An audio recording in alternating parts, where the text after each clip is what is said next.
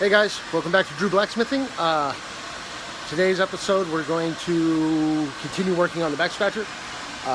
Remember yesterday's episode, I mounted my anvil, so yay, that was kind of cool. Still feel kind of proud about that. Also, in today's episode, I got a new hammer. So I got the forge heating up, metal's heating up. What I'm going to be doing is drawing out the other end of it. I want to try to make it as long as I can so I can do a curlicue thing to bring it back on itself, which I originally tried to do and failed horribly at. But you know, hey, still beginning. But yeah, hope you enjoy. Let's get to hitting some metal.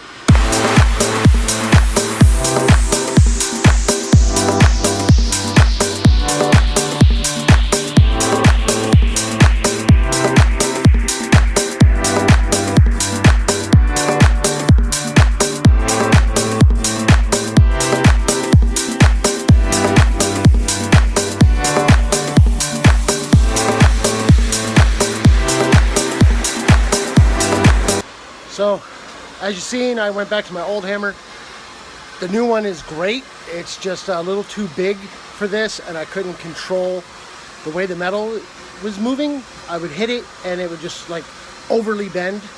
Because when you're drawing out, you need to have your metal half on, half off the anvil, so you can create little divots, and it'll stretch it out, which is what I'm attempting to do. This is my second time ever attempting it.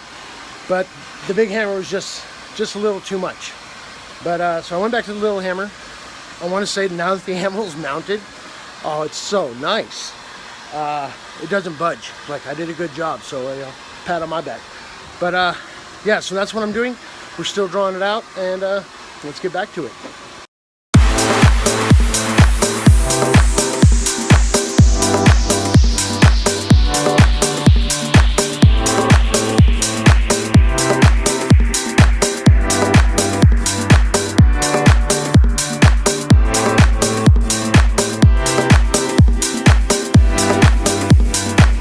Alright, so I got the tip almost where I want it. We're doing a heat. Then I'm going to start the curl. We're not going to time lapse at it because I want you guys to see it. It's kind of cool. And then that end will be finished. And then I can work on the middle, which I'm going to try something. Which obviously everything I'm doing I've never done before. But I think it'll add a little bit of character to the backscratcher. And then if it works, we're done, except for the cleanup to pretty it up. But if it doesn't work, then change of plans. But you know what? We'll try. Here we go. So you notice I switched to a smaller hammer. That's so I'm not moving as much material too fast. Like I said, I am a beginner, so I haven't quite got how much power for what yet. It all comes with practice. Would like to say this is doing great. It's so nice. Alright, so now we're going to put the curl on it.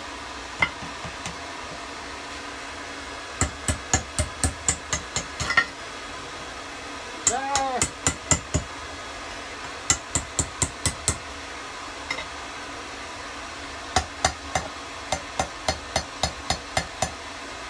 Well, there's the start of it.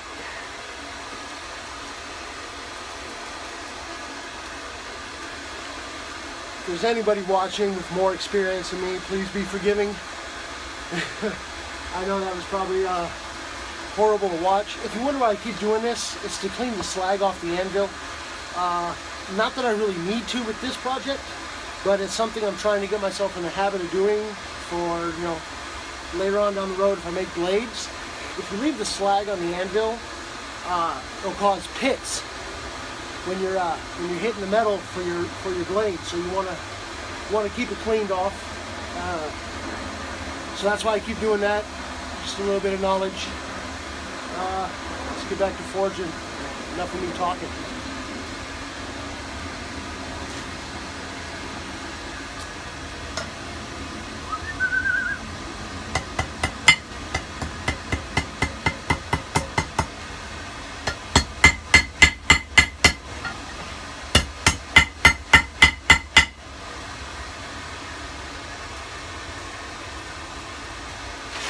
Throw some more charcoal in there.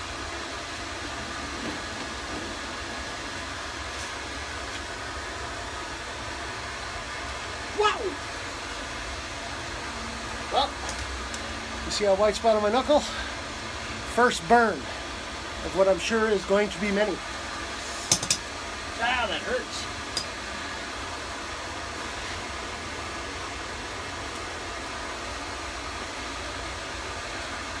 Whew.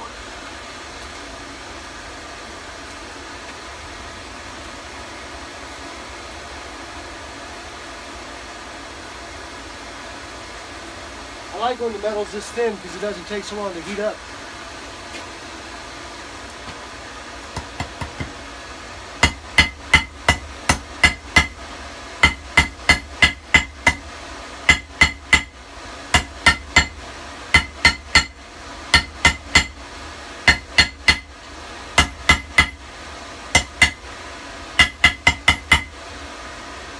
There we go.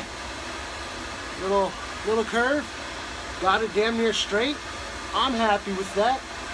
So I'm gonna cool it off in the water over here and not hit it again.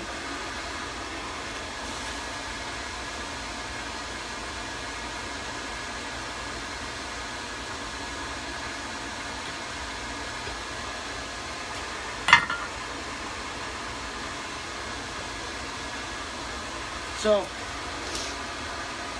I really need to make me a pair of tongs because I'm starting to feel the heat through the welding gloves, and I'm pretty sure that's not good. I tried to use the vice grips as you seen earlier. I don't know if it was just the way I had them on there, but I just wasn't comfortable turning the metal.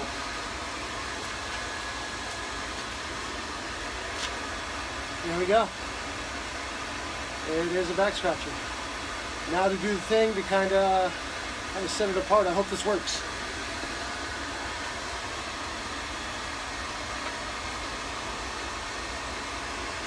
Alright, gonna have to do some adjusting so I can get it in there right, and then we'll be back.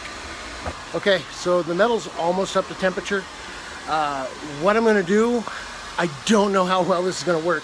Usually when people do this, they have a table vise or something that they can clamp the metal in. I'm gonna do a twist in the middle of the back scratcher, but I only have a pair of channel locks and a pair of vice grips. It's either gonna work or it's not, but you're gonna witness it. So here we go. Let's twist it. All right, I think it's hot enough. Here we go.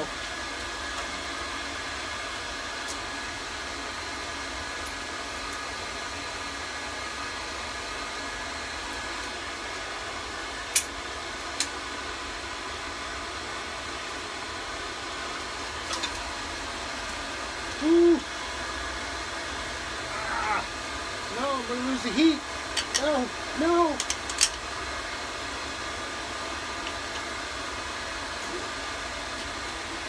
Yeah, that's not gonna work.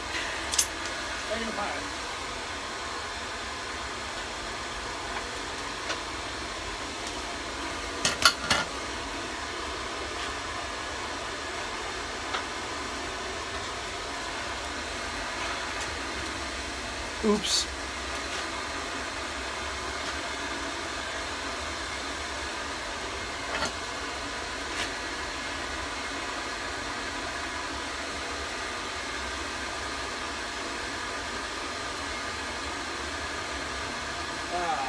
I hope this works. If not, sorry to get when I actually have, proper stuff.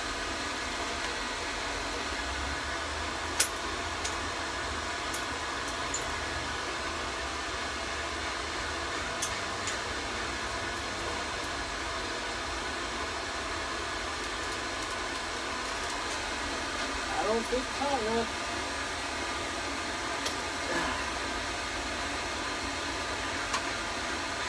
Come on. Nope, it's not gonna work.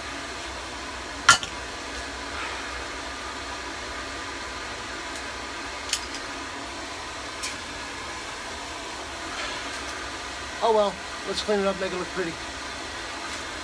All right, so the twist didn't work, is what it is. So let's get it cleaned up a little bit. I'm going to use a wire wheel on my angle grinder. And I'm not trying to make it look like absolutely silver polished. I want some like silver highlights. I want to keep that hand forged look, but I want to give it some silver highlights so it's a little bit eye-catching. Learned a lot, and yeah, so that's the whole point of this channel, is to watch me learn.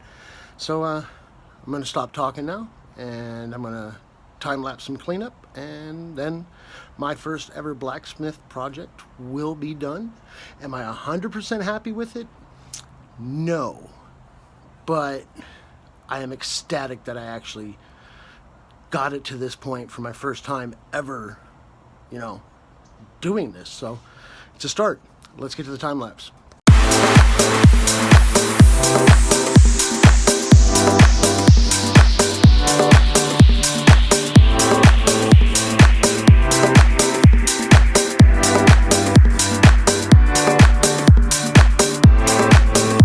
So I got it about as pretty as I want it, and you can see the silver highlights that I was talking about, and still see the hand forged. You definitely tell it was a piece of rebar, but it's my first project and it's done. So let me flip the camera around and give you a little better view of it.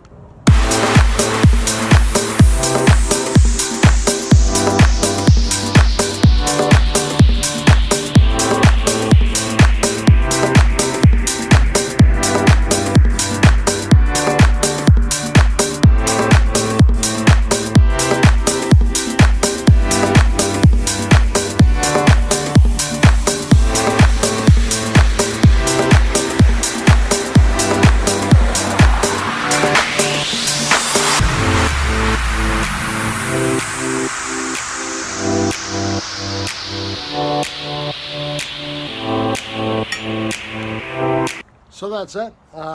As always, thank you for your time, and you know, watching me. I appreciate it. That was my first project. I have so much to learn, but I'm super proud of my first project. And yeah, so that's that. And thank you again. Bye.